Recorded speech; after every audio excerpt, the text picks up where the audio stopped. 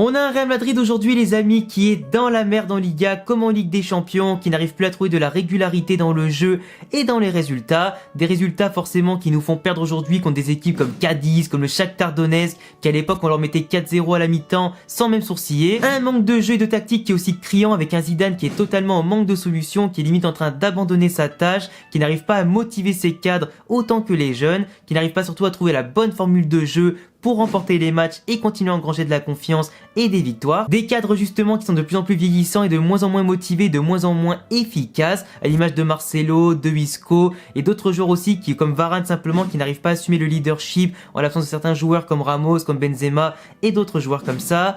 Des joueurs du coup qui sont totalement en faillite, qui multiplient les erreurs, qui nous coûtent beaucoup de points. Des jeunes aussi comme Asensio, Rodrigo et Vinicius par exemple, on ne citait que, qui n'arrivent pas à exploser, à se montrer décisifs à tous les matchs, peu importe que ce soit des petits, des moyens ou des grosses équipes en face, ils n'arrivent pas à se montrer décisifs, à être réguliers et sauver l'équipe. Mais aujourd'hui, mis à part la situation catastrophique en Liga comme en Ligue des Champions, il y a surtout une grosse question qui reste en suspens dans les têtes de tous les supporters du Real comme moi. Est-ce que Ramos va prolonger ou pas l'aventure avec le Real Madrid pendant plusieurs saisons? On sait que Ramos aimerait être prolongé de 2 ou 3 ans minimum, voire 4, quand Pérez peut-être lui en offre que une à chaque fois, puis une en option en fonction de ses résultats, de ses bien sûr de ses blessures, si son corps tient, s'il y a aussi les moyens techniques ou pas de continuer l'aventure. Du coup, il y a des petites discussions à propos de ça. Il y a aussi des problèmes par rapport aux futures primes qui n'ont pas été versées à cause du Covid et qui devraient être données bien sûr dans les prochaines années quand il y aura un peu plus d'argent. Le fait aussi que le salaire de Ramos bien sûr devait être augmenté, mais à cause de la crise, il n'a pas été augmenté. Il y a en tout cas plein de petits problèmes comme ça qui fait qu'aujourd'hui, Ramos n'est plus sûr de continuer. La crise aussi qui est sportive forcément depuis le départ de Ronaldo, malgré le titre de Liga remporté l'an dernier, ça commence petit à petit à fissurer un petit peu le vestiaire, à fissurer les bonnes négociations entre Ramos et le club, qui ne sait plus trop où donner de la tête et qui pourrait potentiellement être tenté par un autre défi sportif à l'étranger dans un grand club. Ramos aujourd'hui simplement qui représente aussi l'emblème du club, l'emblème du Real Madrid, c'est lui qui apporte le leadership, la grinta, la soif de gagner des matchs et des titres, peu importe en face qu'il ait une petite ou une grande équipe, il donne toujours à 300%, il défend corps et âme, d'où le fait que l'année dernière on avait quand même une des meilleures défenses d'Europe. Il marque aussi beaucoup de buts, mis à part les pénaltys, il y a aussi toute sa grinta sur coup de pied arrêté, les coups francs qu'il a pu mettre, les petites frappes, etc.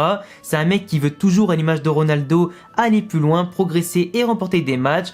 Une envie surtout qui a disparu du côté des cadres et qui n'apparaît pas encore chez les jeunes du club qui en ont bien besoin. Du coup, mis à part les cadres qui font de la merde, les jeunes qui n'arrivent pas à exploser, Zidane qui trouve plus de solutions, on a besoin d'avoir un leader comme ça encore plusieurs années. La transition post-Ronaldo ne s'est pas encore faite de la meilleure manière. Il manque encore beaucoup de bons joueurs en tout cas à recruter et certains autres à dégager pour faire une belle transition et reconstruire une équipe très forte sur le long terme pour reconquérir autant plusieurs ligas que la Ligue des Champions. On a d'ailleurs Marca qui a fait un magnifique article des 100 bonnes raisons de prolonger Sergio Ramos. Alors on va pas voir les 100 bonnes raisons dans cette vidéo, ce serait beaucoup trop long et inutile. Et pour résumer tout ça, en gros ils ont parlé des stats de Ramos en termes de matchs, de buts marqués, tous les records qu'il a fait tomber, toutes les bonnes actions qu'il a fait par rapport par exemple à Ozil ou d'autres coéquipiers qui étaient critiqués sur le départ ou parti. D'autres aussi prises de parole de Ramos dans les médias pour défendre le vestiaire, l'institution et aussi protéger le vestiaire, notamment de l'arrivée de certains entraîneurs comme Conte qui aurait eu entre guillemets la main dure, comme ils appellent ça en Espagne et tout ça, par rapport à ce qu'il aurait pu instaurer dans le vestiaire. Il y a aussi pas mal de bonnes raisons par rapport à tous les buts qu'il a marqués dans les stades les plus importants, contre les équipes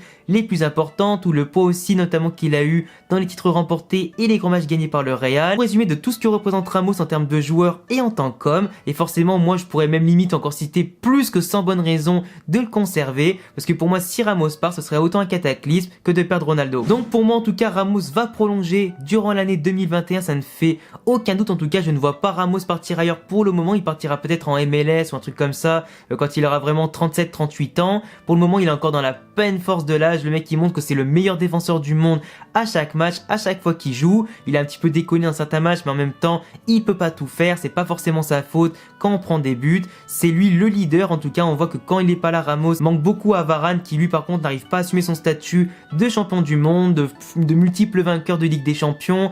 Et tout ça, c'est quand même un petit peu dommage. Ça serait bien d'avoir des recrues comme Pau Torres notamment, qui est un très bon défenseur de Villarreal et en sélection espagnole, qui pour moi serait le meilleur candidat aujourd'hui pour remplacer Ramos au Real Madrid. En tout cas, c'était une petite vidéo les amis pour tous les supporters madrilènes. J'espère en tout cas qu'elle vous a plu comme d'habitude. C'était une analyse vraiment très courte et vraiment sans prise de tête. Je vous laisserai en tout cas laisser un gros pouce bleu à la vidéo si vous comme moi vous voulez que Ramos prolonge au Real Madrid. Je vous laisse également vous abonner si vous kiffez le Real et si vous voulez davantage d'analyses sur l'actu du club et d'autres infos. Et bientôt les amis pour prochaine vidéo. Ciao.